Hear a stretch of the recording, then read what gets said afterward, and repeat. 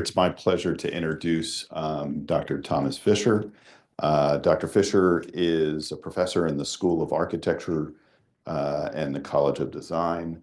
I did not realize this. I knew that you were the dean for a long time, but I did not know that it was 19 years. 19 years. Is that true? Yeah, that's true. That there are not very many deans that I'm aware of actually that have held that position for that long. That is an impressive track record.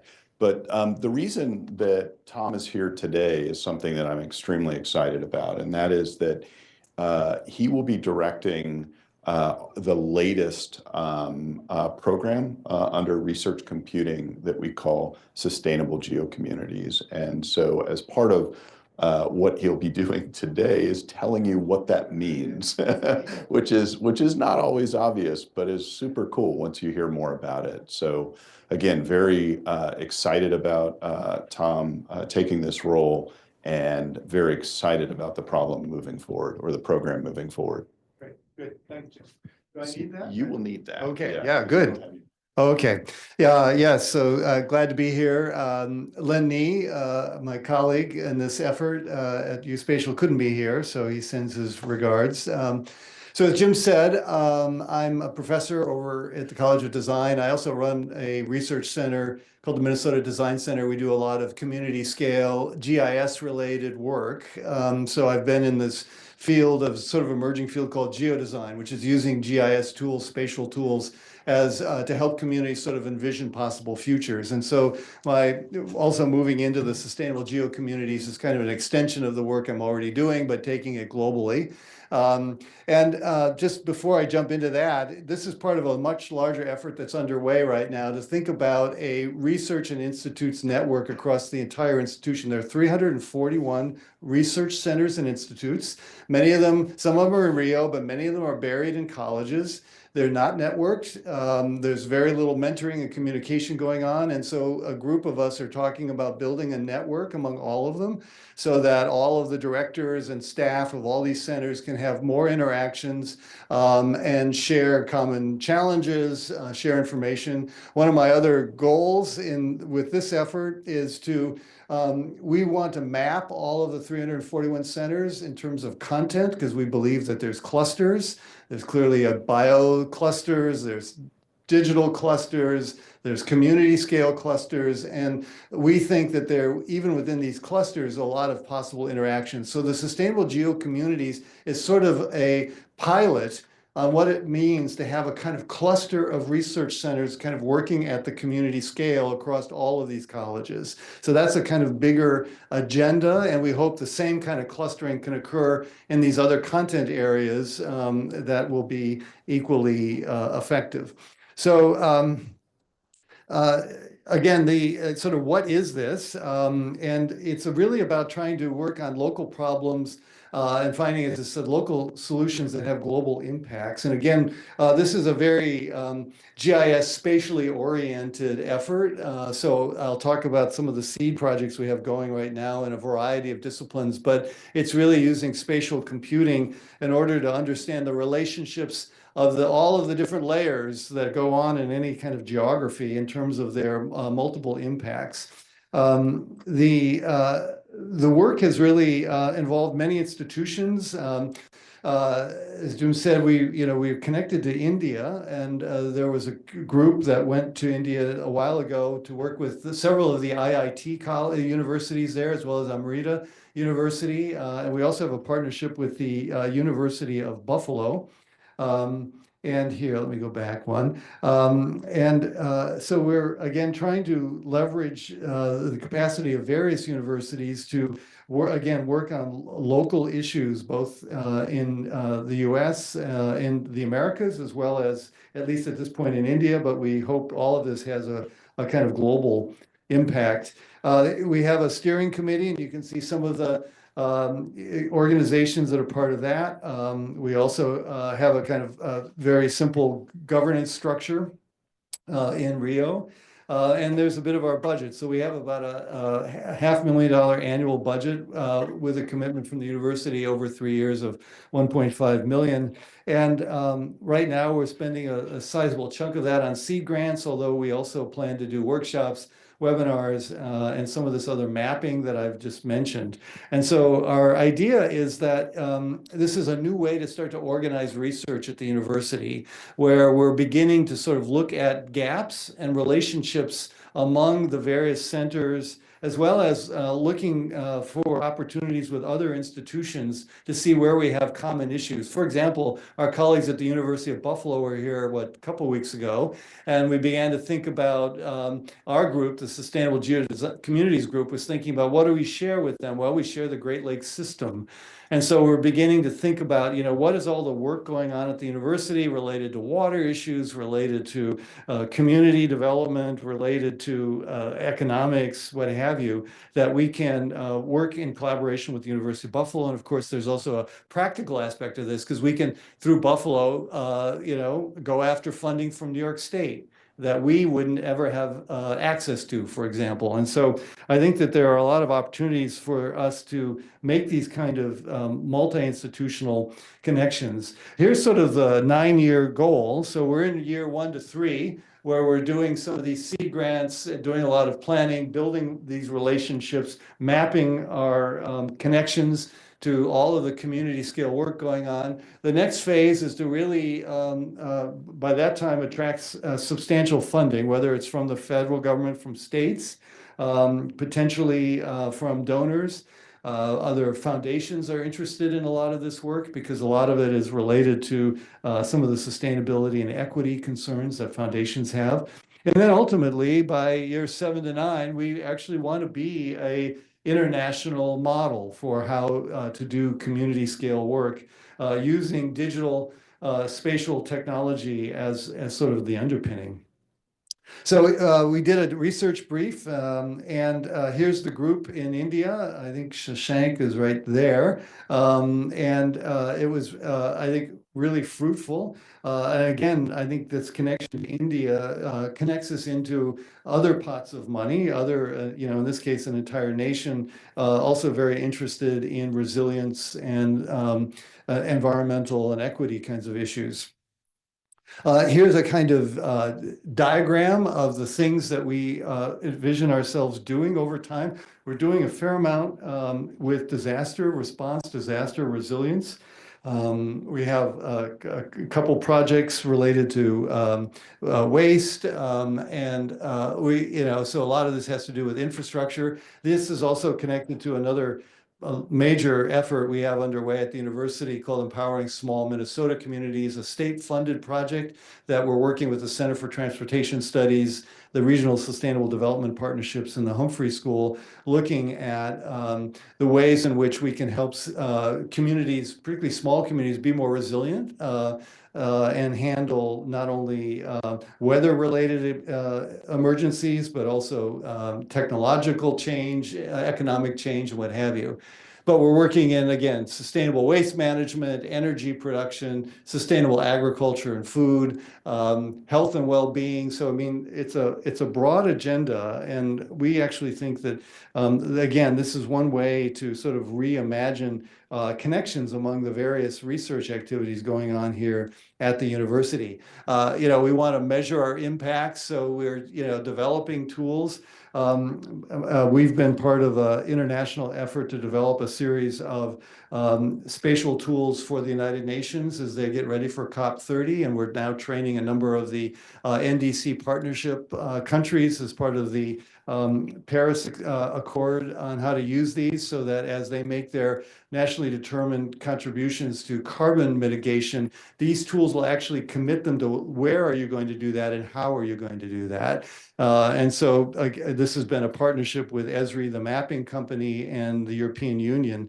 And so, again, we're developing these tools that we think will have outcomes and will empower communities around the world in how to use them. I know this is too small, but again, this is just to give you a sense that we're focused on community prosperity, adaptable solutions. Equity is still a major concern of ours. And part of this is about empowerment, getting tools in the hands people. And so one of the examples, particularly in the seed projects, is around citizen science, which is a kind of bottom-up approach to doing this research. We want things that are scalable and replicable, developing new kinds of digital tools, again, many of them spatially related, community engaged, bottom up. We're also looking at common problems really that cut across all countries. I mean, there is, for example, an urban-rural divide, not just in the United States, but really in almost every country that's developing.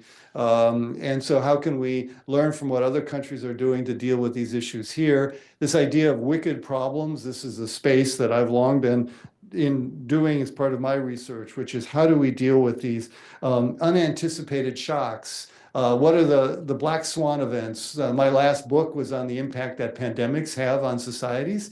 I started doing research on this back in 2010. My colleagues wondered why I was so interested in pandemics. And I said, you just wait. You'll see why pandemics are an issue. And sure enough, we lived through one. And so these kind of external effects and impacts are one of the things we hope to look at. Here's just a brief kind of overview of some of the projects. I think you'll see that it's quite an interdisciplinary effort.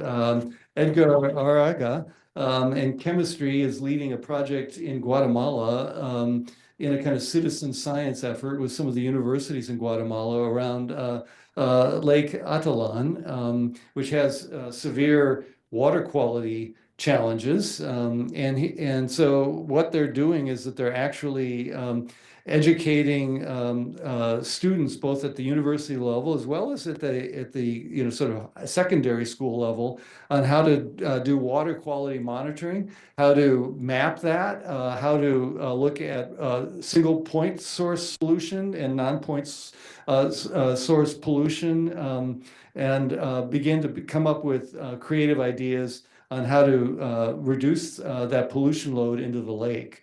And so again, this gives you a sense that it's about mapping, it's about engaging community, it's about helping people come up with more creative ways to address something that's meaningful to in this case, an entire country with one of its major freshwater lakes.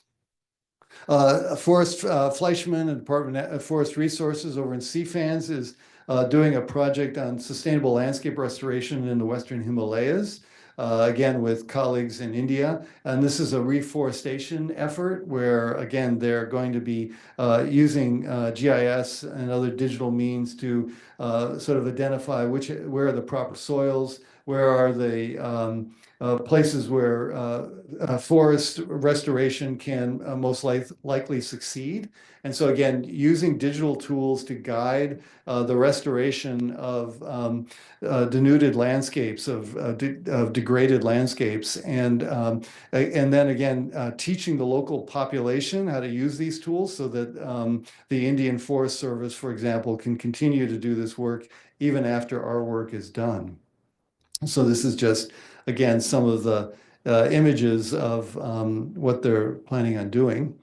Third seed project has to do around waste equity. Naida Sajid at the Department of Asian and Middle Eastern Studies here is again working with colleagues mainly in Goa, the IIT in Goa, around this idea of redesigning the waste system in Indian cities. And so part of it is how to reduce waste, but also how to sort waste and how to handle the enormous load of waste that's coming through cities. So there's both sort of technological solutions.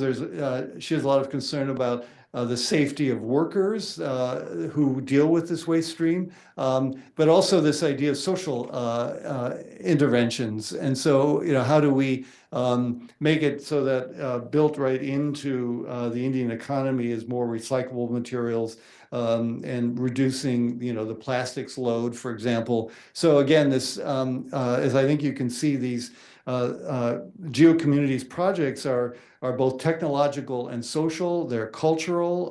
They are dealing with sort of wicked problems that communities are struggling with.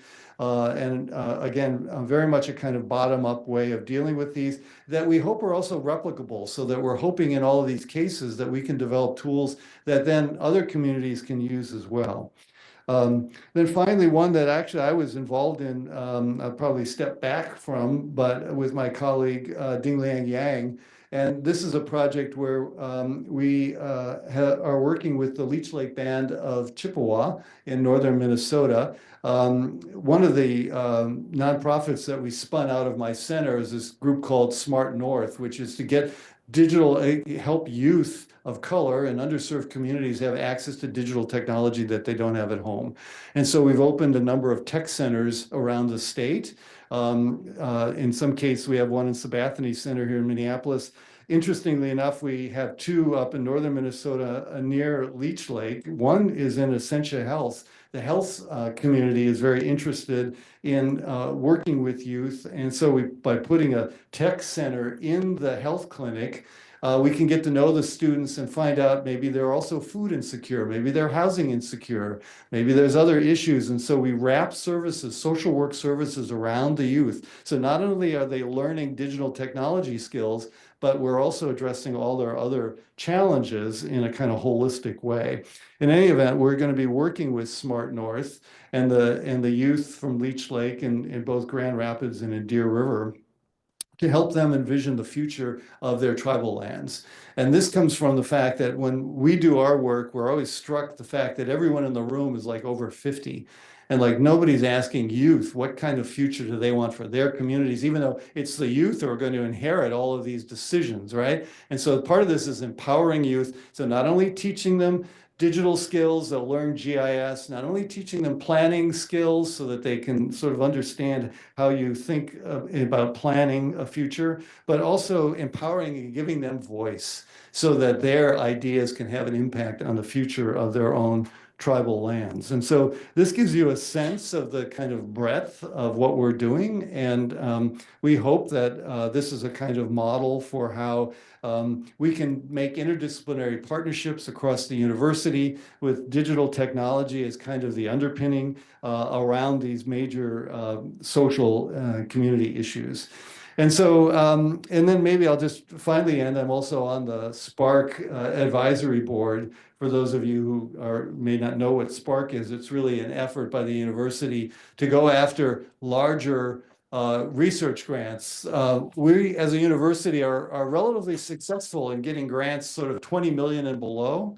But we are really poor at getting grants much larger than that. And other universities are really beating us out in this area. And we think it's because we're so big and so fragmented that we're not building relationships among the different disciplines that need to go after the $50 and $100 million grants that are out there. And so part of what Spark is doing is bringing together disciplines around these issues, getting ready for the grants way ahead of time so that we know each other and we understand each other and can work together in teams.